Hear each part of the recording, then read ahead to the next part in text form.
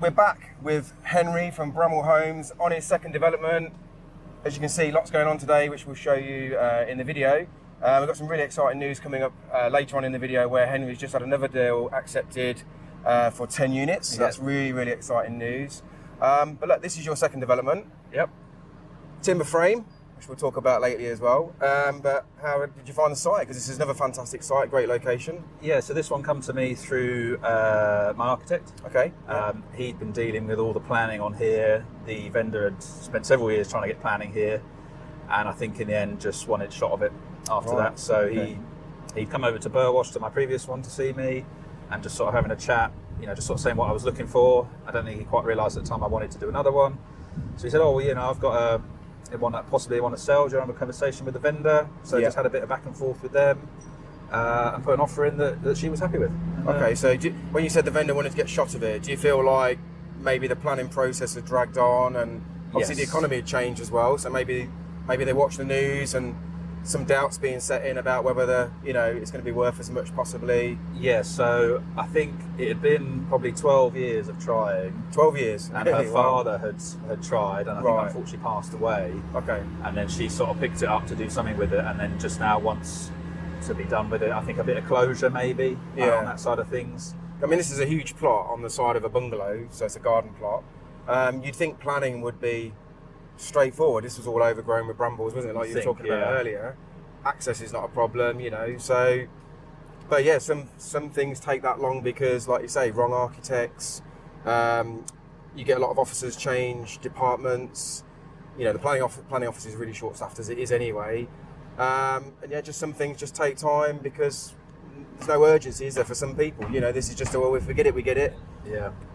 Maybe they haven't got the money to commit and keep the process going at full speed ahead as well. I think here it was the local authority and the neighbours. Local authority, that was the issue. The architect, looking back on it, had done a great job. Right. But it was just the local authority just battling with them on bits. And they'd had issues with flooding and bits like that, whereas we're quite... Hailsham is known to flood, but this bit You're slightly up here compared to the street at the back end where I came through. So ridiculous reasons, but that's...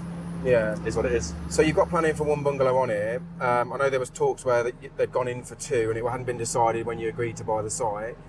Had they tried for like more units, or was that their original application that got turned down? And then so they tried for, I think they started with 3 houses. Two houses. So maybe a bit house. overdevelopment to start with, but I think sometimes it's worth trying it on the basis that the council will maybe knock you back and you get 2, but in this case, you got knocked back again. All the way to 1, Okay. So, but again, 3 houses would have been too big. I mean, maybe you could have done a row of terraces. And there are houses behind us, as we can see, bungalows to the front.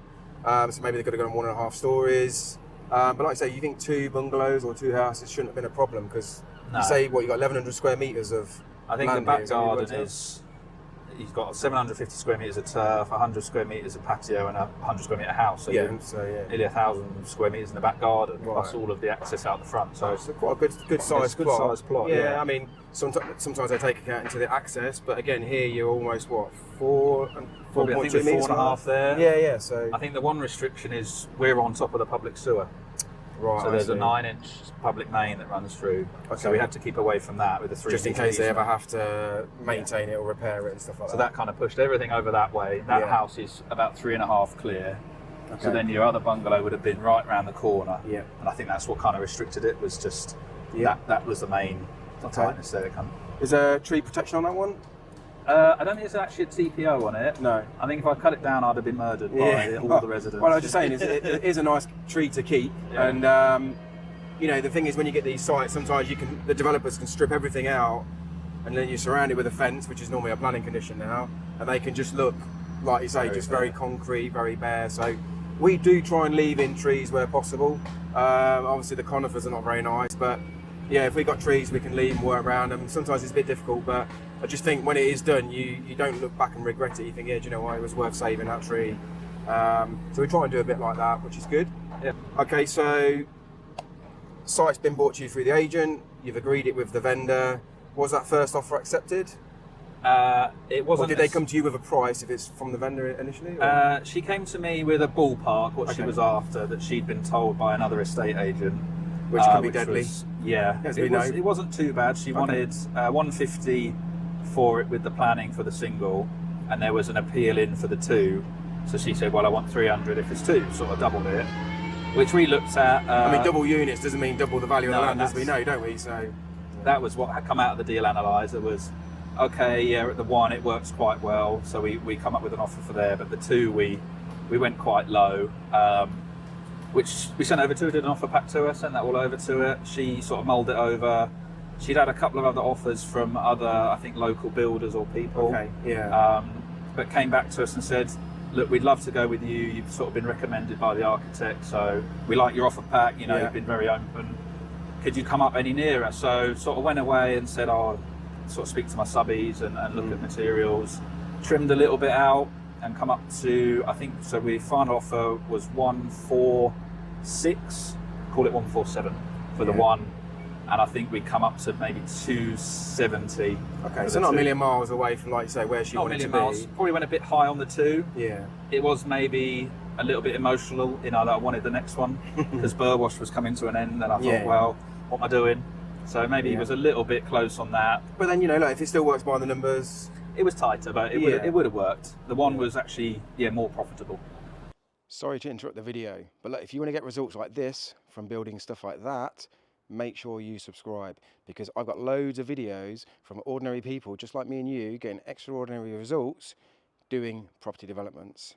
Right, back to the video. And obviously quicker to build, less units to sell, get in and out. So. It will sell better, the 1, because it's got the detached garage. And this is like it's on its own unique plot with 1 access now, whereas like you say, it would have been a shared access, which can sometimes put buyers off. So yeah, like you say, lots of people say to me, is there still money in a single unit? I still think there is, depending on where you are and in the country and what you buy. If you're going to buy something that's going to sell like that, it's almost like, well, that's the way to do it. Better off to get a quick 100 grand than sit there trying to sell something for 120 that takes, 6 or 8 months, and then you're chipping away at your development finance, and maybe the market changes and you've got to drop because you then become emotionally the motivated seller. So I sometimes think, if you build something that the market wants and you can get in and out and sell it quick, just get in there and build a nice product and make your money and move on and take some time out and do that. So, okay, so price agreed, not too much negotiation work, happy vendor, happy developer. How did you go about funding this one? So this one, my in-laws put up the money for the land. Yeah, so family. They've obviously seen what you've done on the last build and sold that one. Yeah, they put a bit of money into the last one just to get it over the line, so we didn't have to go so tight on our development finance there. So they put up the money for here. We set up a limited company for here that they're shareholders of. Yeah. And we'll split the profits with them on this. So they brought in the land money. Yeah. We've put forward the development money through a broker, and then we're 50-50 on that, and then we've both set up holding companies, so that'll just roll on and on. Yeah. They're kind of in it for the long run. So what I was going to say, so once you've done this, you've done the profit share, they want to come in on the next one. Yeah, they'll roll it in on the next one, I mean, it makes sense, doesn't it? Like you say, this is the second time you've done it. It's great to be able to use family money and everyone share in the rewards. It's almost like you couldn't do it without them. You'd have to go to another investor. Yeah. They're getting a great return on their money that would sit in the bank doing nothing. So it's a win-win, and I think great if you can share. Yeah, and we've got a few friends in as well. I sort of spoke to friends that were interested, and they sort of ummed and ahed and went, well, I haven't got a lot of money, and I said, we'll pay you sort of 7%. So I've got one friend in at 10 grand and one in at 20 grand. Yeah. And they're over the moon. They love seeing it on Instagram. But, these little fees, a little bit of money, just help, don't they? And like you say, who's getting 7% in a bank these days? And then what's going to happen is when you finish the deal, there's your 10 grand back. You're going to get 2% in the bank or something again. So, and again, if they compound that money over sort of 4 or 5 years, or they might be incentivized to sort of put some more money in next year. Well, that's what I'm hoping, Yeah. Oh, I've had another good year, another 10 grand. Next year I can give you another 10 grand. And it's almost like you become their savings account. And the good thing is they can see what you're doing, can't they? So they all follow us on Instagram. So follow on Instagram, so it's tangible. And I think that's what investors like with doing something like this, is the fact that you've got a track record. They can come and visit the site. You document everything. You're building what the market wants in a good location, so they know the chances of something going wrong is, almost zero, unless they get Armageddon. Bungalows are the sweet spot. They always will be. We're living longer. Nobody hardly builds them. I think a lot of people are looking for their forever home sooner. Yeah. So, I think you mentioned about one of the people behind the site said, I'm renting, but I'm looking to buy a house while I can still get a mortgage. Yeah, I think he's in his 40s. Is he? Yeah, but this would be his forever, never have to move again. So, we've got a bungalow site we're about to start. We just built a few bungalows. Just people love them. And I think when you compare with what's out there with the market, you just can't compare it because, everyone else has got like all these houses looking in the back garden and no parking spaces. I mean, you'd get... This is a rare, it's going to be a rare find to buy something, to compare this with something, when it comes on the market. So once again, you've decided to build out a timber frame, but this time you've done something very differently. Yes. Want to explain to the viewers what you've done differently compared to your last build? So this time I've subbed it out. I've leveraged it out. The previous build I did myself. So you built a 4-bedroom house. You built the whole timber frame with yourself and Aaron, your labourer, is that right? Not Aaron, no. My friend George. Oh, your friend George, right, yeah, okay. The two of us cut and stood the frame ourselves. So Henry bought in the packs of timber. Come over from Estonia. Measured it all, cut them all on the saw, nailed it all together, fixed it all in place, which was a remarkable achievement to be able to do that because you're an electrician by trade. It took you a month. Yep. Is that about right? About a month, probably. But you save yourself 20 grand in doing it. So, I mean, in theory, you earned 20 grand for a month of building your own, building out your own house, which is great. So it's still an amazing achievement. And this time, thing to say I've done it was definitely, 100%. And like I say, you are an electrician, stroke multi-trade builder, but you're not a carpenter who's ever built a timber frame before. So, but 20 grand for a month. How many people would like to earn 20 grand a month building a house with no customers and stuff like that? So. Great achievement. This time, you have gone for a main contractor to do this schedule of works. I mean, this morning, this was a damp-proof course. There was no timber frame, just a salt plate, wasn't it? And what's the time now? 9:15. They craned the first pack in, and it is 1:30. 1:30. So I said I'd get here for about 1 o'clock, and I was just a few minutes early. I think that's the last truss. They're just putting the last truss, and then they got these spandrel panels for the gables. All the internals are done as well. 10 to 11, all the internal walls. Yeah, you said, was it 58 minutes, all the walls were up? 58 minutes, yeah. So 58 minutes, all the external walls are up. Then I'm probably sure they had a sandwich. Yeah, they went and had KFC. Yeah, they had KFC. Oh, you're making me hungry. But, look, what Henry did before was great. You've now done this, and this is the way the developers go. Would you go back to building your own? No. Okay. Maybe on my own house in my own time, but never as a development because... They'll be done today, the bulk of it. Well, they're going to be done probably in another couple of hours, aren't they? Like I say, by the time they put the things on, just trim up. And back tomorrow just to do the details and they're done. Yeah. And we'll start the roof. 2 days, you could say, 3 days with the sole plates. Yeah. And done. Are you doing the roof yourself? Doing the roof yourself. Yeah, because you did the roof on the last one. This is an easy roof compared to concrete interlocks. Yes, and none of the old plain tiles like last one. All dry verge, dry ridge, no cement work, just easy. So, again, hats off to you. I mean, you've turned your hand to doing lots of different trades and lots of different jobs, and you can pick and choose what you enjoy doing. I mean, we'd probably pay round about maybe 4.5 grand, maybe labour, 4 grand for a roof like that. But probably be a little more down here, but not loads more. But you're going to earn that money. You and your guy doing it. So, like you say, you get to enjoy it. You bought yourself a Bobcat, which is good for moving materials around. So that's like you say, that pays for itself just on this site alone. But these guys are going to come in. We were talking about the price, wasn't we, of the timber frame? Yes. So timber frame, all the roof trusses, erection, internal walls, crane, insulation, placeboard insulation as well. Yeah, so closed panel system. So 120mm Celotex in the walls, vapor barrier internally, and battened, ready for services. Right. Was 25 grand. Yeah, 25 grand. And we were just talking about brick and block, and we just said, I just don't think you could compare. Well, certainly speed. Definitely speed, and we've got to understand that if you're buying development finance or even money off investors, you're still paying per day. Yeah. Do you know what I mean? I know you're paying them at the back end and it might be 10% or 15% or whatever, but every single day this site sits here in a build process, you're paying interest, and the more money you borrow, obviously the more money you pay. So, if you can save money by speed, because like you say, you're going to have that felt and battened in the next few days and get loaded, but your brick is in next week. Yeah, next week, Yeah, next week. So, while they're doing that, you can start going in and doing Are you doing the electrics on this one? No, I've got electrician on this one. Yeah, because you see, Henry did say to me, that was it, done.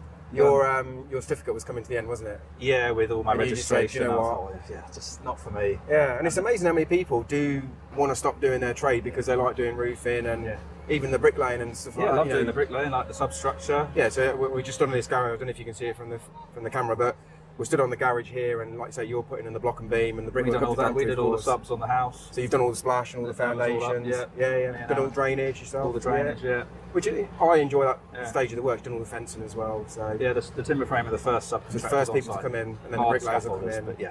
So like you say, now you'll start speeding it up Yeah, with certain things. So And because we've got in-roof solar, so we've got solar panels on the roof, we've got a battery system. I haven't got all the tickets for that. I'd have to go do courses to do all of that.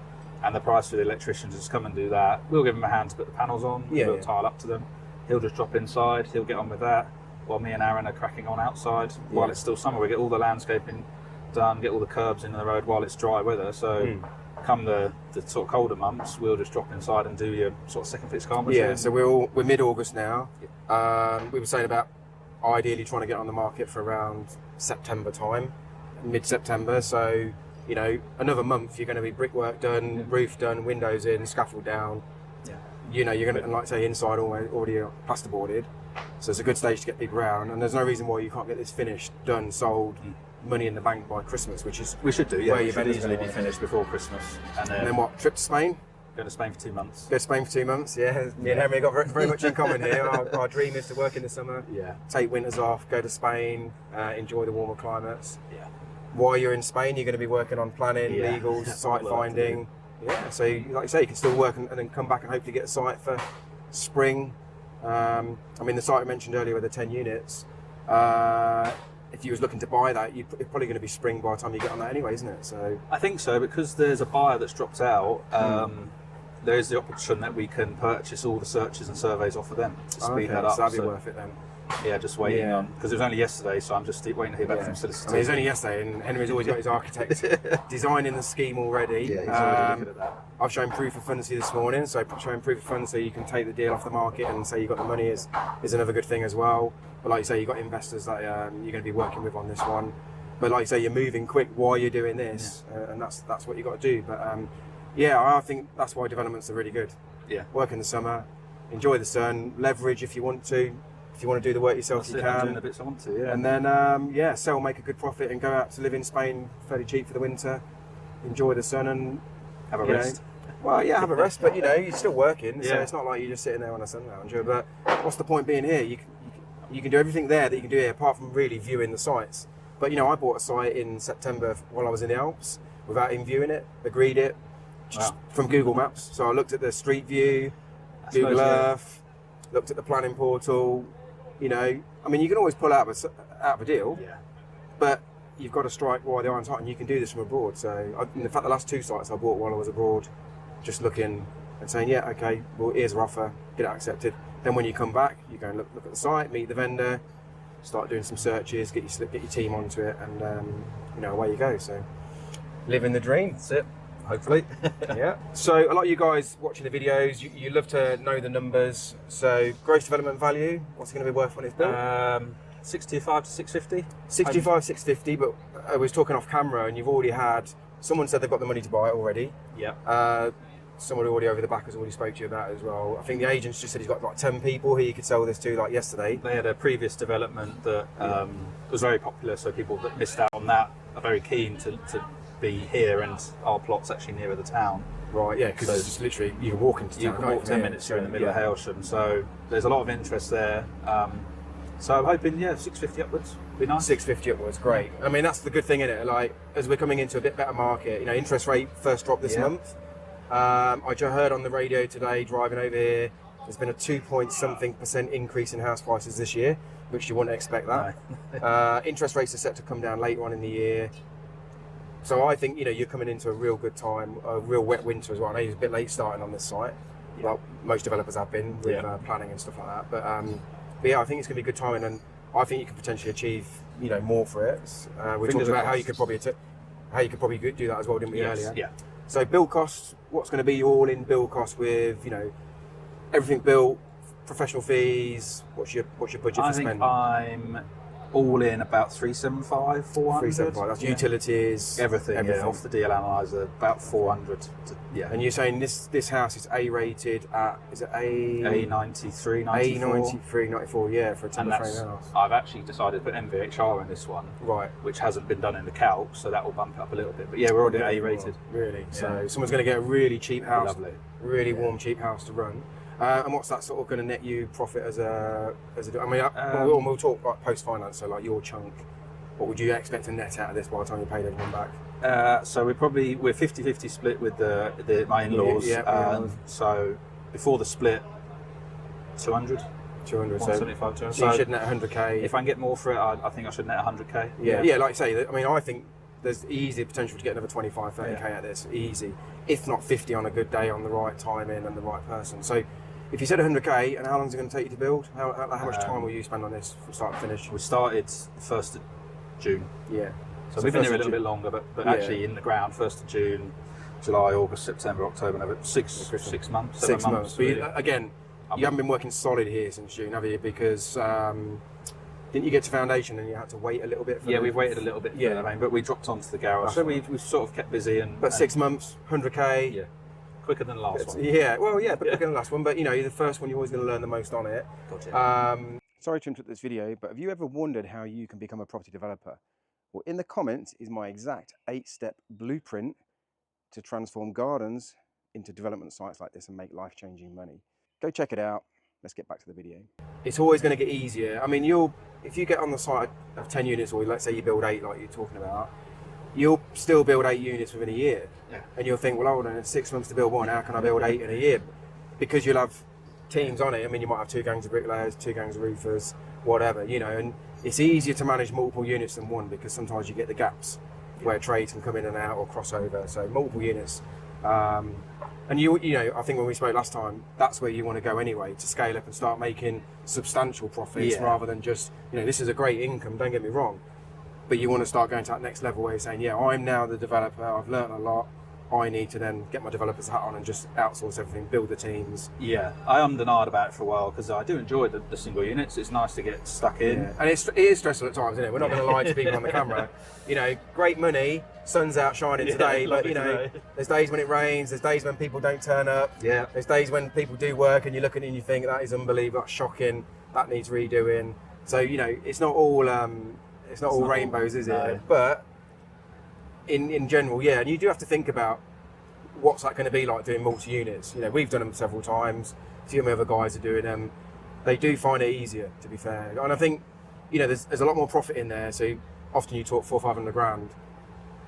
If you make a 10 grand mistake, it's sucked up. Yeah. Here on a 100 grand house, if you make a 10 grand mistake, it sort of hurts a little bit, even though you're still making 90 grand. So it's not at the end of the world, but on a 500 grand profit, And again, if the market goes up on 3 houses, that could be 25 grand a house, that could be another 75 grand. So obviously it works the opposite way as well, if the market goes down. But, it's 2024, August. I think we're on the crest of a wave where it's going to turn. And I think give it another 6 to 12 months to really see where we are with everything in the world, which is a bit crazy at the moment. I think you've got a good 10, 12 years run at development. And that's when I think it's worth borrowing cheap money, scaling up.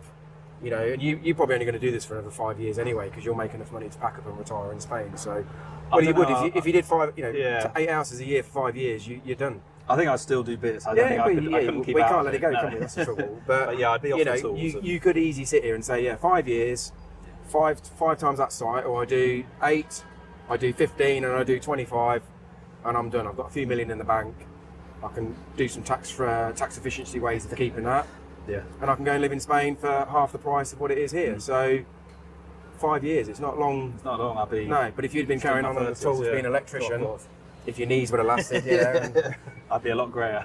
This is the downside of being a tradesman on the tools. As you get into your 50s, I think it either makes or breaks you, and a lot of people fall pretty early. I'm like in my 50s now, and I'm in pretty good shape, but I see some of the guys getting out of their vans in the morning, and that's why I came off the tools. It's a big reminder. So previously, electrician, and then also doing a variety of work for customers. Yes. You building extensions and patios? Yeah, just everything really. I used to work in industrial electrics, and before that in management in construction, and had enough of the office life. So just a bit of everything really. So what's made you want to sort of jump? Because it is quite a big jump.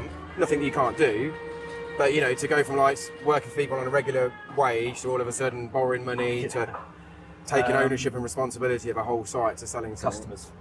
Customers, the general public. To get away from customers. Yeah, get away from the customers is. Okay. I had some great customers. I had very few issues with any customers because we had contracts and bits and places. But it was just the running around, you know, running to screw fix at like 6 o'clock at night to get, maybe you missed, or they'd made a change and you just needed that for the next day to get on.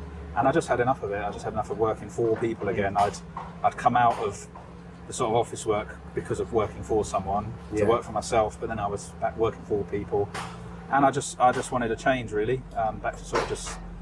I mean, if you think about this is why I like to sum up developments for. Let's say you're a tradesman watching this video. You're working on one job a year, or one job for 6 months. You're earning double, I would have said, what most people are earning as a tradesman. So most tradesmen, you know, I know tradesmen sit there and say they earn 1,500 quid a week or £2,000 a week, but honestly, you take your wet days off, your holidays, your sick days, the bank holidays, the days where people don't turn up, the days where customers don't pay you, all these things against you. You're probably looking if you earn 50 grand a year, you know, by the time you paid for everything else, and you're earning double for half the time and working on one job, whereas a lot of tradesmen out there are probably working on 20 jobs a year. They're out every evening quoting, fetching materials, you know, chasing money, chasing invoices, customers refusing to pay them. You don't have any of that. No. So, you know, some people might be sitting there saying, oh yeah, all that for 100k, but you're only working 6 months. One job, you come here every day, materials get delivered. It's a lot less hassle, isn't it? It's a lot less hassle. And you're doing, that's what I'm saying, you're doing less now, but earning a lot more than what you was doing working for those customers. Yeah. And it's a no-brainer, isn't it? For the people that are doing it and working hard, it's almost like, well, I might as well work hard on my own jobs or work a little bit less and earn 2, 3, 4, 5 times the money. Yeah, definitely. Than doing that. So let's just quickly talk about the next one that we talked about, the 10 units. So me and you had a Zoom about that deal, which, like you say, you didn't get accepted. Somebody else got it. It was a best and final offer, wasn't it? So you only had one chance to offer. It was, I think, back in May. Was it May? Spoke about it, and it was immensely popular site. They did an open day, and there was 15 people there. So it went to final bids, and I think I spoke with you a couple of times on the phone because I'd sort of looked at it and gone, well, shall I sort of lowball it? And I spoke to the agent. He said, wouldn't do that. Yeah. So we had a call. So I went 15k in over asking. Final bids, and it just wasn't successful. Sort of got out of the agent that had gone for a lot more. I think about 100 grand over the top of the guide price. Really? Around that, silly money. So I thought, which, you know, to some degree, you just couldn't do it, could you? You know, it's not going to work.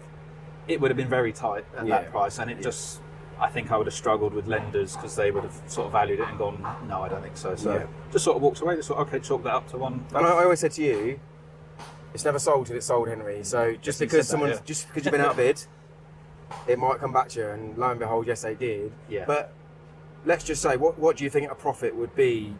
Because I can't remember the numbers, because obviously, like I say, it's back in May, and I talk a lot of my mentees about these deals. But what sort of numbers were we talking about profit-wise for that deal back then? If it's all based on what the architect puts out as a scheme, but if he puts out 8 bungalows that fetch 500k, we're at 4 million GDV. I think my build costs are going to be no more than 2 million. Okay. And I've paid 500k for the house. So you're going to be 7 figures upwards. Yeah. So it goes well. Yeah. You know, fingers across. But but do you know what I mean? It's crazy, isn't it? That could be a year's worth of work. Yeah. You know, 7 figures upwards, and that's just, like you said, it changed everything. Yeah. And you're probably going to work less on that side than this side because it's going to be full leverage. I'll come off the tools. That's come off the tools. I'll manage it full time from site. And you talked about Lee quitting a job as well. If it goes well, she'll quit her job. Yeah. I had someone hand their notice in yesterday. So Tom, who I was with yesterday, his wife Ivana handed their notice in. Yeah, I'm known for getting everyone's wife's redundant.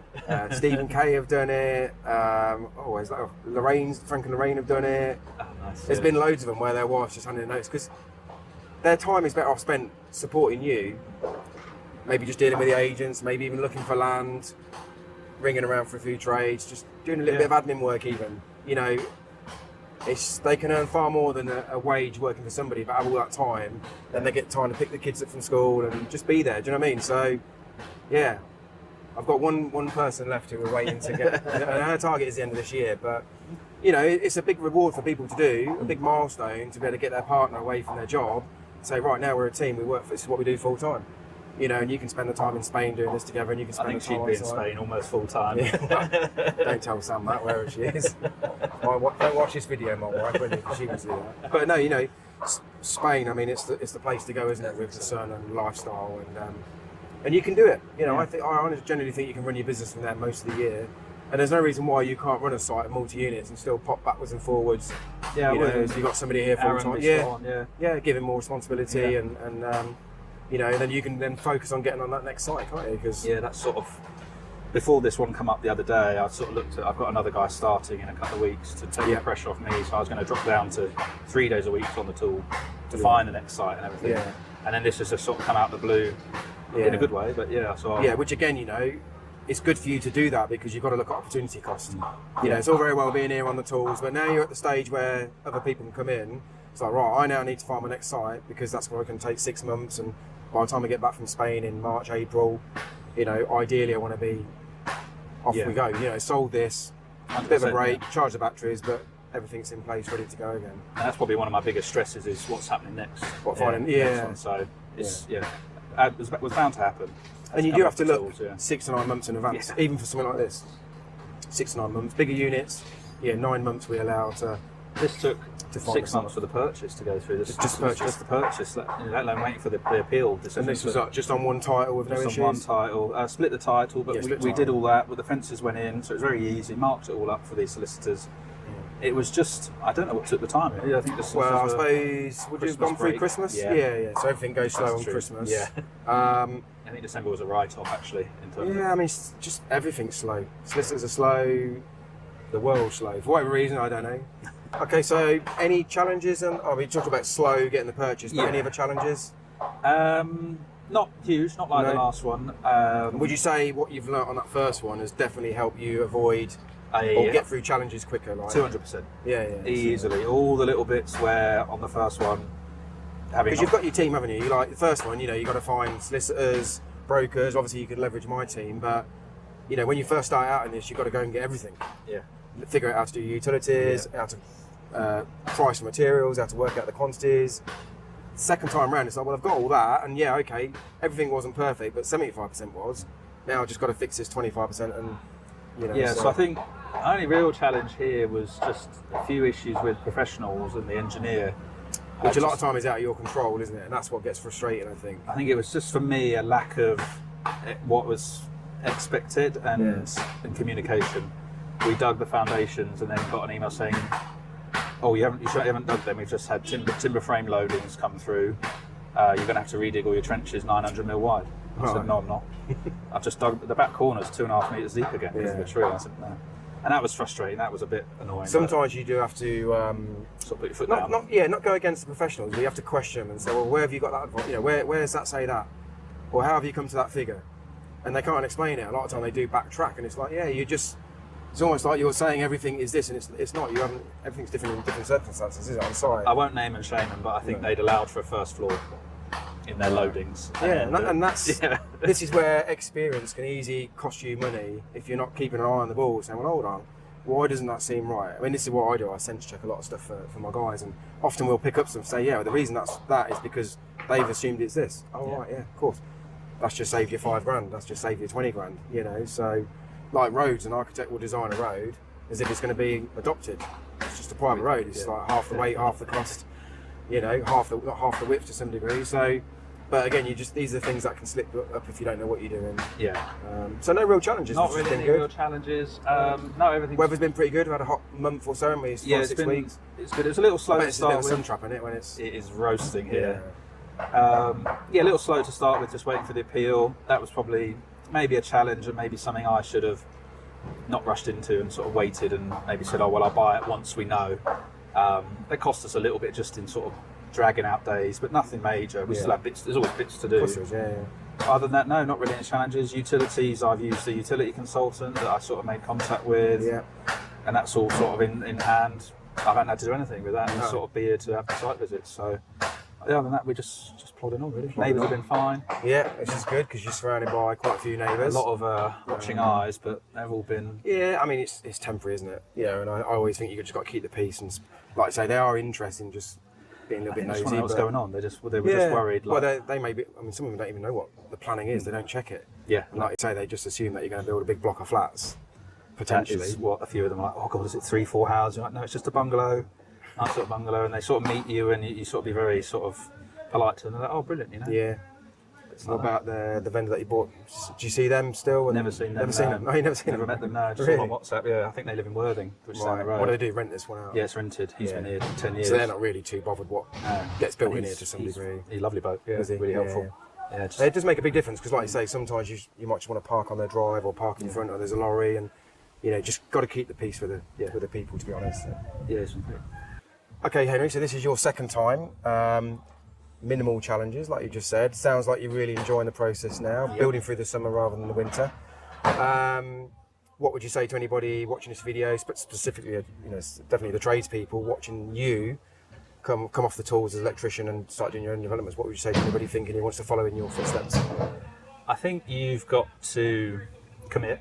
It is a process and it is not easy.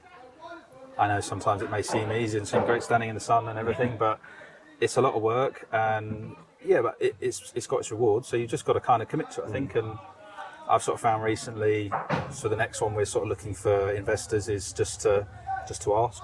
Yeah, that's been the big thing on this one, is just to ask. You don't ask, you don't get. I was talking to Tom yesterday about raising money, and we always said the money comes from the people you least expect it to. Hey, sorry to interrupt this video, but if you're enjoying this case study video, make sure you check out the playlist. We've got lots of other case studies, ordinary people getting extraordinary results in property development. They share how they found the land, how they raise the money, and more importantly, how they're getting built and making that life-changing money. So make sure you check out the playlist at the end. Let's get back to the video. And it was really just about being yourself. Yeah. You know, like I say, you've got track record now, so it's going to be easier for you to raise money because you've got social proof that you've done it. You're learning still, but you're like you say, this one's no challenges, everything's going ahead. You'll find it no different when you get on the big site, you know. So it's good to do small couple of developments first. You know, learn the process, assess what worked, what didn't work. What did you do something wrong? Is there something you could have done better? Take that forward into your next development while you're sitting in Spain having your nice little break. Yeah, I've got a big list of lessons learned. Yeah, it's important. Yeah. You know, I mean, look, we still get things wrong where we look back and we're like, do you know what, we should have done that differently, or we could have designed that differently. You know, it's not that it's wrong, it's just it could have been better. Yeah. You know, and I mean, you know, you move materials 3 times sometimes, you know, and it's all, I should have just waited. You know, I've rushed ahead and got the delivery today. I should have just got it Monday when we've cleared that. So there's always these little things that you look back in hindsight. But I think, like you say, commit. I think you've got to be prepared to spend a little bit of money. Yes. Just on getting started. So instructing a solicitor. You know, look, the worst thing is, worst case, you can pull out of a deal without committing a lot of money. If you know, if you can't raise the money, for example. Yeah, but I think, like you say, you've got to make a commitment. And it's like you know, when you know what you're doing it for, which is to buy a place in Spain, free up your wife from work, and have more freedom and get off the tools. You can't never let it not happen, can you? It's got to happen. Simple as that. So, Henry, how can people get hold of you if they want to, if they're interested in investing in you, or if they've got land? What area you're based in? So I'm based in the south of England, East Sussex, sort of Kent border. Best to probably get us on Instagram. So Bramwell Homes. Bramwell _Homes, I think we are on there. That's the best place, really. Yeah, all the details are on there. Okay, so give Henry a follow. We'll put his details in the comments below. You'll show the progress of your build. It's on there. Trying to do weekly videos the best I can. Yeah. Looking forward to time lapse of the frame going. Yeah, you've got time lapse going. We're looking forward to going back and seeing this when it's finished, because it's going to be another good quality build like his last one. We'll see you soon on the next video, and hopefully we'll see Henry on his next exciting soon as well. So thanks so much, mate. Thanks for coming down.